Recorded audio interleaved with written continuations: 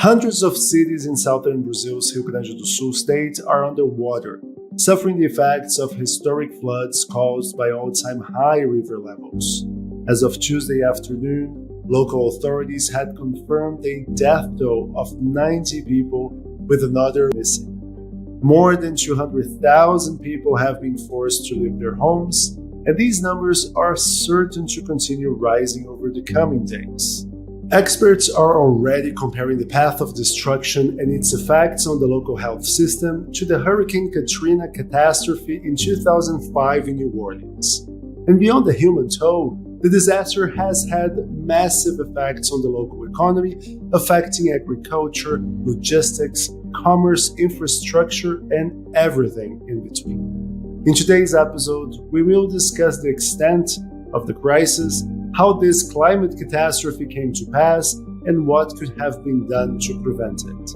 My name is Gustavo Ribeiro, Editor-in-Chief of the Brazilian Report, and this is Explaining Brazil.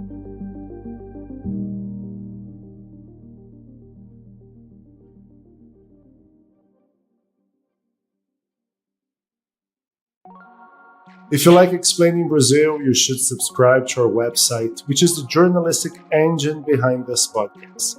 You can also go the extra mile and make a donation to our newsroom, buying a cup of coffee to one of our journalists. And God knows, reporters live off of coffee. Our biggest enthusiast has been a reader called Carson Allen, who has made multiple donations of dozens of cups of coffee at a time. So Carson, thank you very, very much. And for everyone else there, be more like Carson. And you can also subscribe to our Buy Me a Coffee fan page, pledging a monthly contribution to our newsroom in exchange for exclusive content that you will not find anywhere else. And our Buy Me a Coffee subscribers are, besides of course Carson Allen, Wild Rice, Jaciada de Oliveira, Gabriel Luca, Andrei Novoseltsev, Hen Ludwig, Leslie Seal, Mark Hillary, Luis Hans, Aaron Minays, Aaron Berger, Carlos Vresvik, Alasdair Townsend, Miller Renascido, Peter Abrahamson, David Dixon, José Rose Stankovic, Emerging Market User, Anna Land, Peter Suffering, Anderson da Silva, and someone who chose to remain anonymous. And if you too want to support independent journalism, go to buymeacoffee.com/Brazilian Report. And if you're watching this on YouTube, you can just flash the QR code on the bottom right side of your screen. Go to buymeacoffee.com/Brazilian Report. Thanks for supporting us.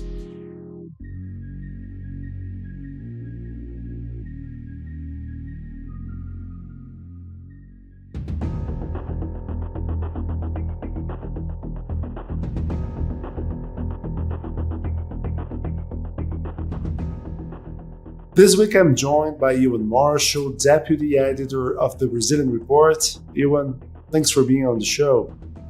Hi, Gustavo. So Ewan, news is coming thick and fast from Rio Grande do Sul as more destruction takes place and the death toll rises further. But if we could just start by zooming out a little bit, can you give us a timeline for this tragedy, if you will? Yeah, sure. So Rio Grande do Sul is Brazil's southernmost state. It's way down there on the border with Uruguay and Argentina. It's an area just maybe roughly the size of Poland. So this is quite a big area that we're talking about here. And this current tragedy, we can date this back to April 27th, which is a week and a half ago at the time that we're recording. And so that's when storms started to hit the state, and they didn't really let up for days on end. Rivers began bursting their banks, and that led to widespread flooding, which only got worse, and worse. And the death toll began increasing, and then the number of displaced people got out of control. And at this point, state authorities are saying that some 1.3 million people have been affected by the floods. And the way that this catastrophe has progressed is largely down to the geography of Rio Grande do Sul and exactly where these major rainstorms fell. Because rivers, there's lots of rivers in Rio Grande do Sul, and they link the state cities up from the kind of the higher altitude regions, Brazil's wine country, down to the state capital, Porto Alegre, where the metropolitan area of Porto Alegre is home to about 4.5 million people. So what we've seen is a kind of like a delayed destruction. The overflowing rivers in these higher altitudes spread down to the highly populated coast, leaving Porto Alegre and these other surrounding cities underwater. And as I mentioned before, the current death toll by the time we were recording this stands at 90 people. Which areas have been hit the hardest? Well, I think this is another important aspect of this catastrophe because usually when we see these storms, these extreme climate events, they affect relatively kind of concentrated areas on the map. Here, the 90 deaths that have been recorded so far have been spread over more than 40 different cities. And that's affecting almost all of the kind of the macro regions of Rio Grande do Sul state. And so, unsurprisingly, because it's so spread out, that's really affected rescue efforts because there's so many critical points across the state and there's limited personnel. If we had to single out somewhere as being the epicenter of the disaster, you'd look to the Valley do Taquari, which is in the center of the state. And there we saw lots of small rivers overflowing and feeding massive amounts of water into the Taquari River, which burst its banks and left large areas underwater because lots of the towns in that region are actually built in the floodplains. And there's not sufficient protection there against, when river levels get that high.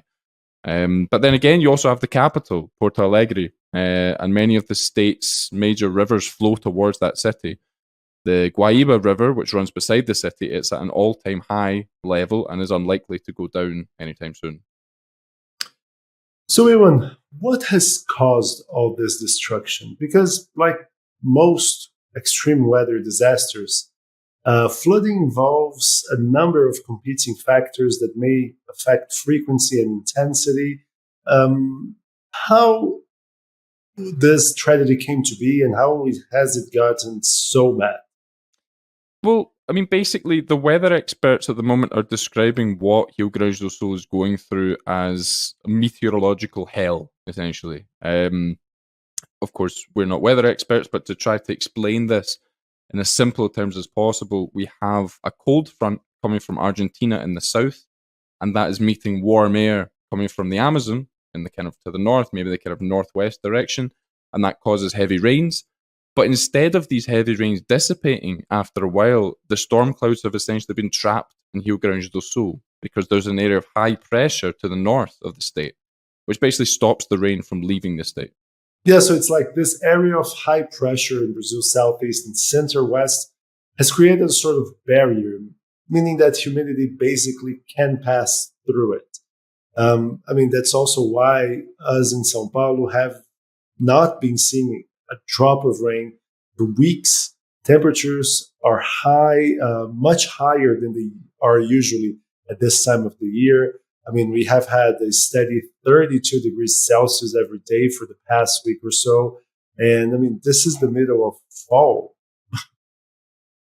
Yeah, and while this persists, while this heat wave persists in Sao Paulo and other parts of the southeast, it's just going to keep raining in Rio Grande do Sul. So that's meaning that the state has just seen more and more showers and the river's just getting higher and higher. Right, so you're mentioning the weather factors that have contributed to this tragedy, but that's not the whole story, is it? Yeah, it's not really just this unlucky combination of weather factors because we've seen extreme climate events becoming much more common in Brazil. In 2023, the country recorded a total of 1,161 natural disasters.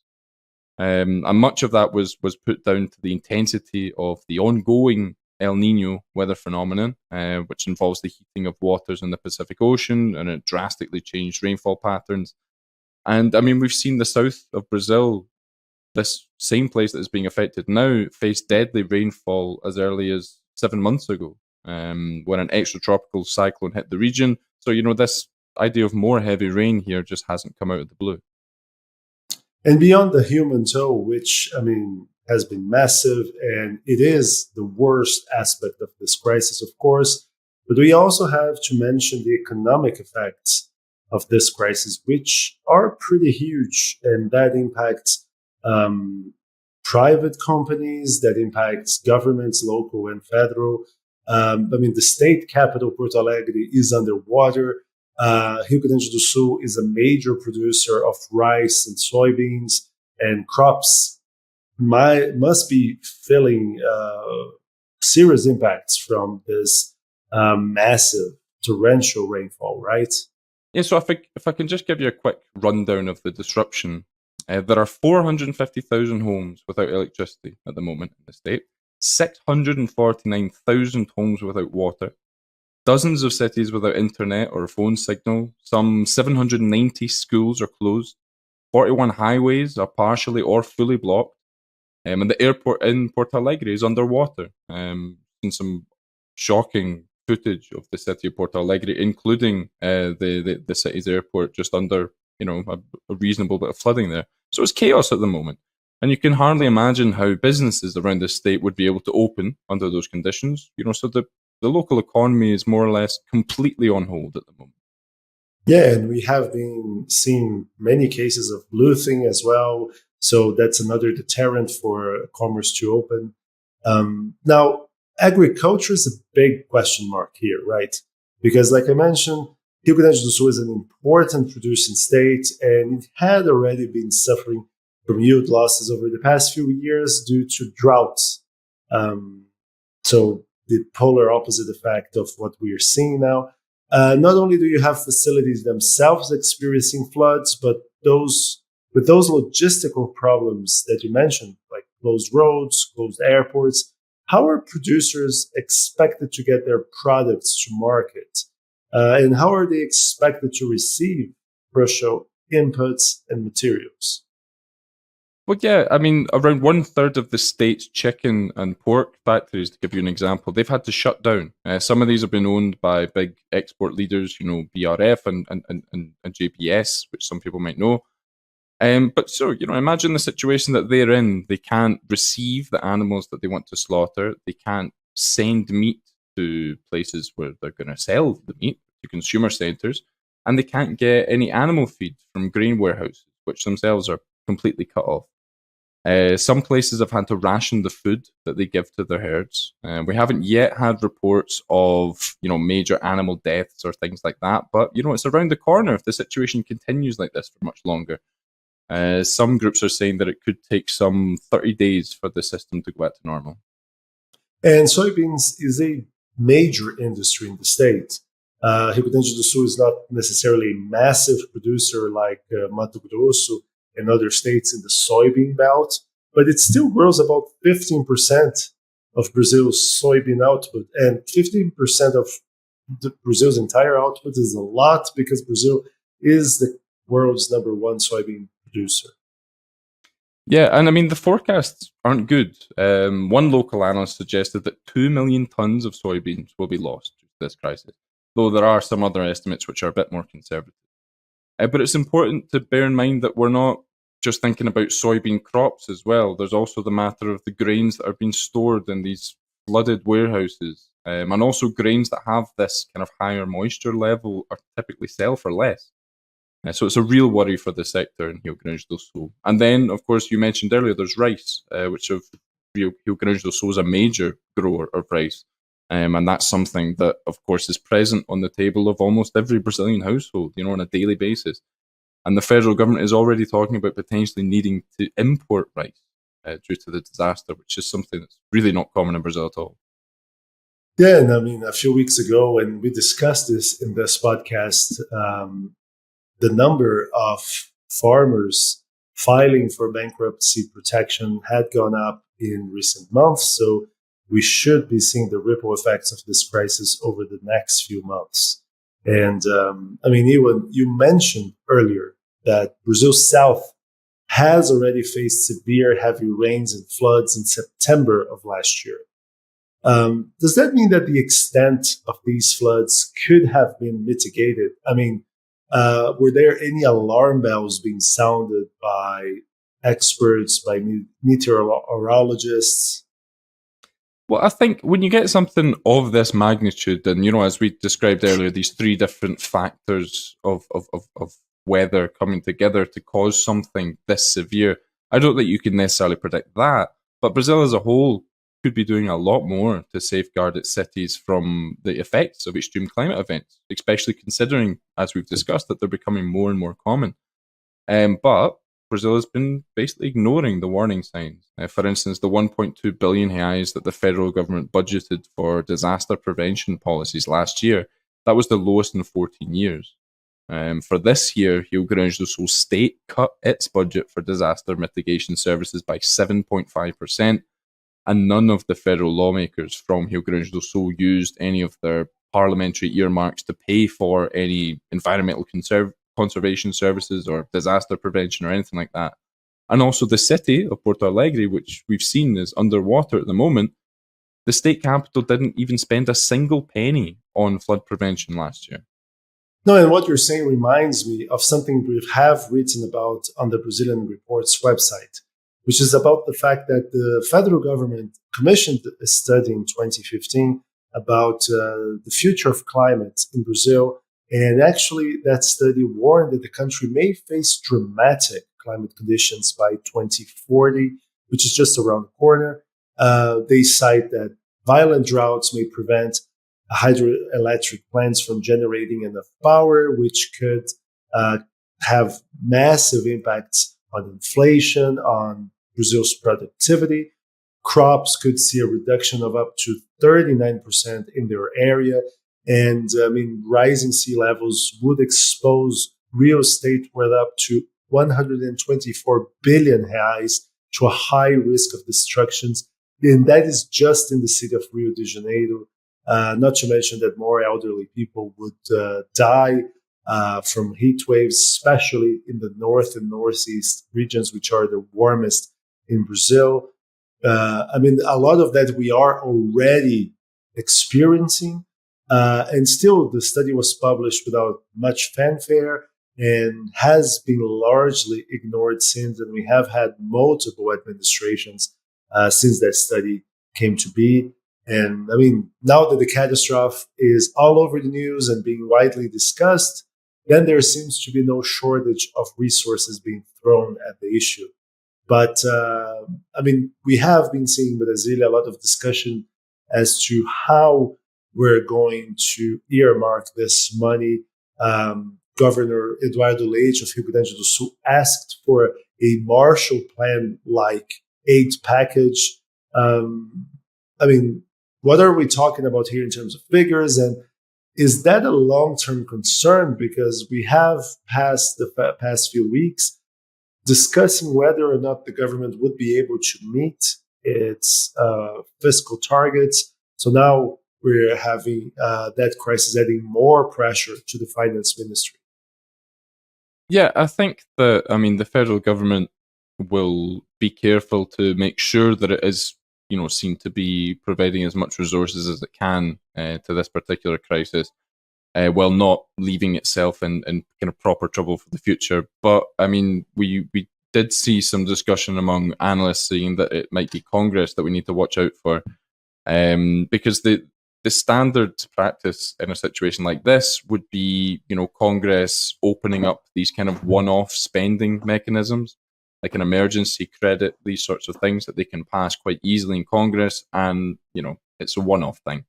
But there is a concern that Congress could kind of take advantage of this situation and maybe bring in some like constitutional amendments, and that means that, it just erodes budget controls for the future, makes it quite complicated for the government going forward.